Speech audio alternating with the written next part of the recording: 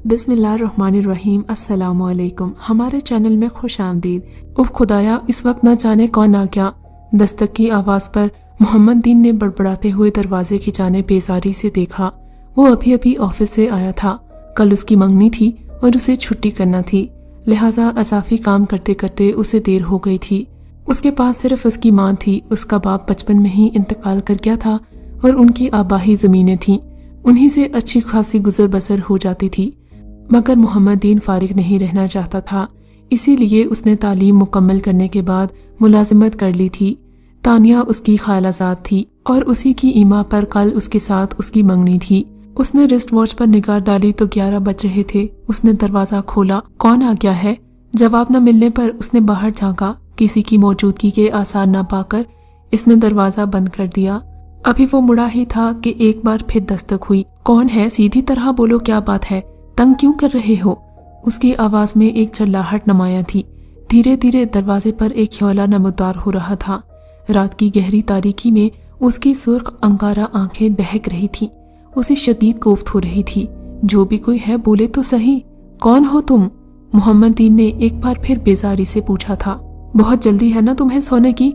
बहुत जल्द तुम हमेशा के लिए सो जाओगे। वो साया मायने खेज अंदाज में बोला। तुम हो कौन? वो उकताकर जवाब देने लगा। मौत। उसकी आवाज में न जाने कैसा तासुर था कि मोहम्मद दीन जैसा इंसान भी चंद सानिये को तो सन्नाटे में आ गया था। जब उसने गौर किया तो ह्योला गायब था। उसने मेकाने की अंदाज में पलटकर दरवाजा बंद कर दिया और अंदर आ गया। नींद उसकी आंखों से कोसों दूर थी। यकायक एक हाथ उसकी गर्दन पर पड़ा और वो बुरी तरह खांसने लगा।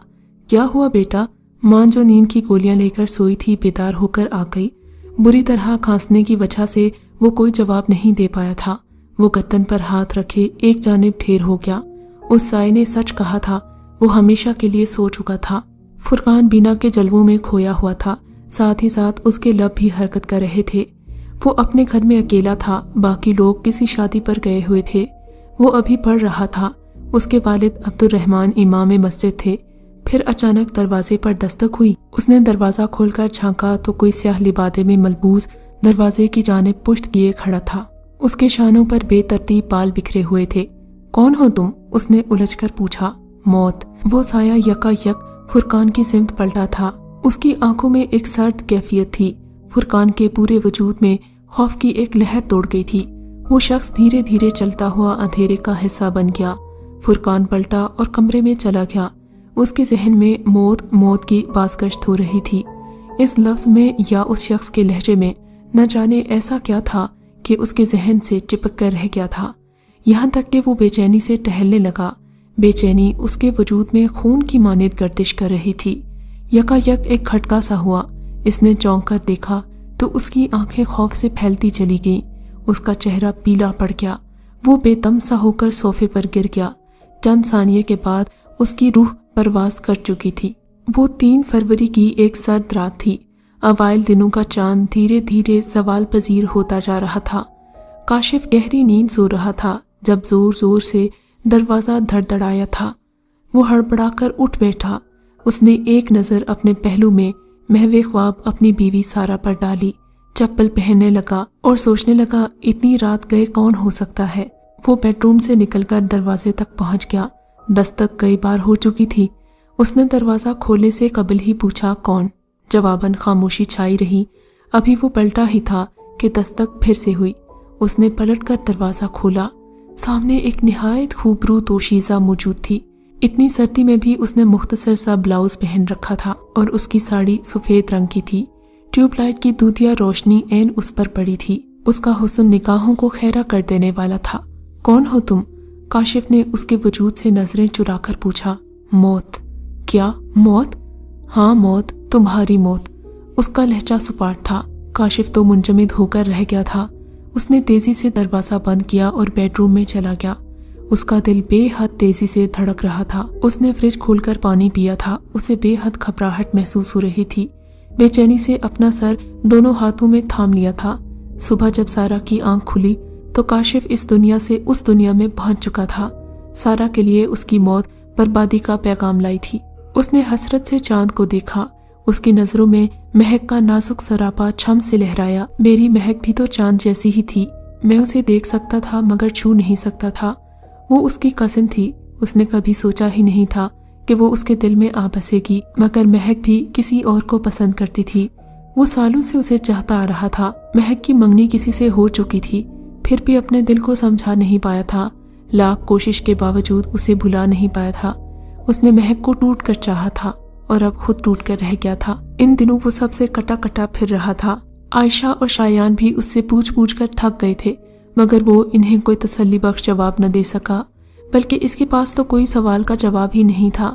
اس سے بات کی جاتی تو جواباً اس کے ہونٹوں پر گہری خاموشی ہوتی تھی، حالانکہ اسے اپنے بارے میں کچھ بھی یاد نہیں تھا کہ اس نے صبح ناشتہ کیا تھا یا نہیں۔ یہ محبت بھی کتنی عجیب ہوتی ہے، انسان کو کہیں کا بھی نہیں چھوڑتی، جہاں بھی جس جگہ بھی جاتی ہے سب کو اپنا اسیر کر لیتی ہے۔ اچانک دروازے پر ہونے والی دستک نے اسے سوچوں کے بھنور سے باہر نکال دیا تھا۔ اس نے بنا پوچھے ہی دھیرے سے دروازہ کھول دیا۔ تم؟ اس کے لبوں سے سرسراتی ہوئی آواز نکلی۔ اس نے بے ساختہ اپنی آنکھیں رگڑ ڈالیں، مگر یہ کوئی خواب نہیں تھا، یہ تو جاگتی آنکھوں سے وہ دیکھ رہا تھا کہ مہک اس کے سامنے کھڑی تھی۔ ہاں، وہ مہک ہی تھی۔ وہ سفید لباس میں ملبوس تھی، اس کے چہرے پر ایک عجیب سی مسکراہٹ پھیلی ہوئی تھی۔ ہاں میں۔ وہ رفتہ رفتہ آگے بڑھنے لگی، حیرت سے وہ پلکیں جھپکانا ہی بھول گیا تھا۔ مہک نے ایک عجیب انداز سے اس کی طرف دیکھا، ایک پیالہ اس کی طرف بڑھا دیا۔ یہ پی لو، اگر تم موت بھی دوگی تو میرے لیے زندگی سے بڑھ کر ہوگی۔ اس کا لہجہ سچائی سے بھرپور تھا۔ یہ موت ہی ہے۔ مہک نے پیالہ بڑھایا اور پھر اس نے وہ پیالہ آب حیات کی طرح تھام لیا۔ وہ زہریلا مشروب ایک ہی سانس میں پی لیا۔ اس کا تلخ ذائقہ اسے مہک کے لبوں پر کھلتی میٹھی مسکراہٹ نے محسوس ہی نہ کرنے دیا تھا۔ وہ خوشی سے پاگل ہو رہا تھا۔ وہ خوشی سے اس قدر پاگل ہو گیا تھا کہ وہ یہ تک بھول گیا تھا کہ مہک تو راول پنڈی میں رہتی ہے۔ وہ رات کے اس پہر یہاں کیسے ہو سکتی ہے؟ صبح عائشہ نے اسے جگانا چاہا، مگر اس کا چہرہ نیلا پڑ چکا تھا۔ وہ یہ دنیا چھوڑ کر جا چکا تھا۔ اس علاقے میں اب موت کی دستک عام ہو چکی تھی، ہر کوئی اس کا شکار بنتا جا رہا تھا۔ یہ دستک ایک معمہ بن چکی تھی۔ جو بھی دستک کے جواب میں دروازہ کھولتا تھا، اس کے لیے خود موت کا دروازہ کھل جاتا تھا۔ اب لوگ بے حد ہراساں رہنے لگے تھے۔ سر شام ہی گھروں کے دروازے بند کر دیے جاتے تھے۔ اب یہ بات علاقے میں مشہور ہو چکی تھی کہ دستک چاہے لاکھ ہوتی رہے، بھلے کوئی اپنا ہی پکارتا رہے، دروازہ نہیں کھولنا۔ سیاہ رات پھن پھیلائے کائنات کو خوفزدہ کرنے کی کوشش کر رہی تھی۔ حماد بھی عجیب کشمکش کا شکار تھا۔ اس کے دروازے پر بھی اکثر دستک ہوتی تھی، دروازہ وہی کھولتا تھا، مگر موت اس کے دروازے سے پلٹ جاتی تھی۔ آج بھی وہ عشاء کی نماز پڑھ کر آیا تو ایک پراسرار سی دستک اس کے دروازے پر ہوئی تھی، مگر اس نے اس دستک پر کوئی دھیان نہیں دیا تھا۔ حماد کو امام مسجد بتا چکے تھے کہ یہ ایک خطرناک روح ہے اور اس پر قابو پانا بے حد مشکل ہے۔ صوفی صاحب نے ایک وظیفہ بتایا تھا، مگر اس کے ساتھ ہی انہوں نے یہ بھی بتایا تھا کہ وہ صرف ایک بار حاضر ہوگی۔ اس وقت ہی اگر یہ سب کچھ چھوڑنے پر آمادہ اسے کر لیا گیا تو ٹھیک، ورنہ وہ مزید تباہی مچائے گی۔ یہ چلہ ایک ویران مکان میں کرنا تھا، آج رات اسے ہر حال میں یہ عمل کرنا تھا۔ یہ کھنڈر نما مکان رات کی تاریکی میں مزید ویران اور دہشت زدہ لگ رہا تھا۔ دروازہ ٹوٹا پھوٹا خستہ حال ہو گیا تھا۔ وہ اندر پڑ گیا۔ ہوا کے تیور مزید خطرناک ہو گئے تھے۔ یوں محسوس ہوتا تھا گویا ہزاروں روحیں مل کر چلا چلا کر رو رہی ہیں۔ اس نے ہاتھ میں موجود ٹارچ جلا کر اس کی روشنی ارد گرد ڈالی تھی۔ وہ ایک خستہ حال پلستر اکھڑی ہوئی دیواروں والا کمرہ تھا۔ اس نے اپنی چادر سے پلستر اکھڑے فرش کو حتی الامکان صاف کیا تھا، پھر چادر بچھائی اور اپنے گرد حصار قائم کرنے لگا۔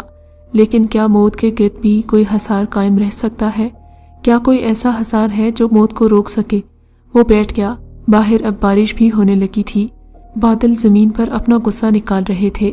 وہ اطمینان سے بیٹھ گیا تھا۔ اب بارش نے مزید شدت اختیار کر لی تھی۔ ہوائیں بے چینی سے سر پٹکنے لگی تھیں۔ عمل صرف 2 گھنٹے کا تھا۔ 1 گھنٹہ بیت گیا تو باہر طوفان ابھی بھی جارجانہ انداز میں گھومتا پھرتا تھا۔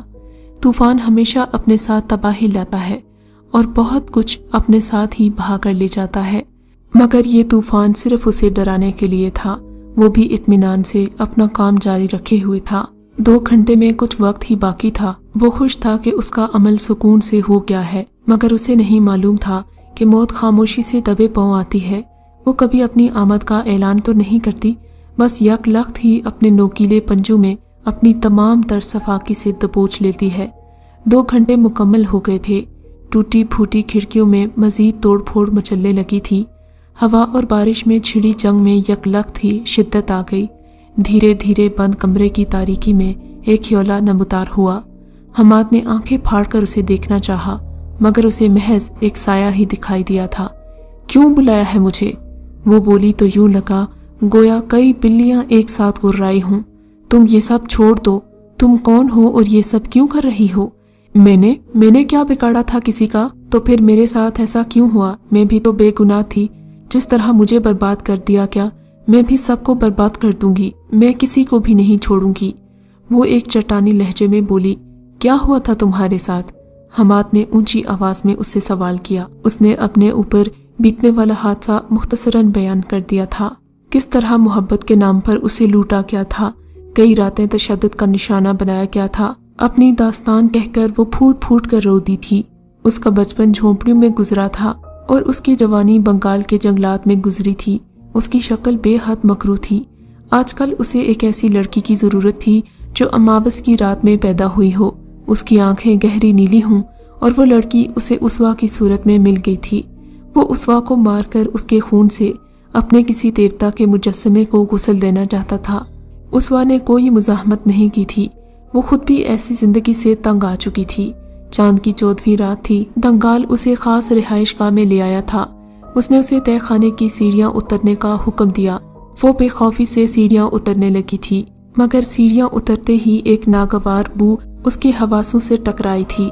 इस तारीख खाने में एक छोटी सी मोमबत्ती रोशन थी। उसकी नाकाफी रोशनी माहौल को मजीद पुरस्रार और हौलनाक बना रही थी। वहां जा बजा इंसानी आज़ा बिखरे पड़े थे। वो अंदर तक लरस गई थी।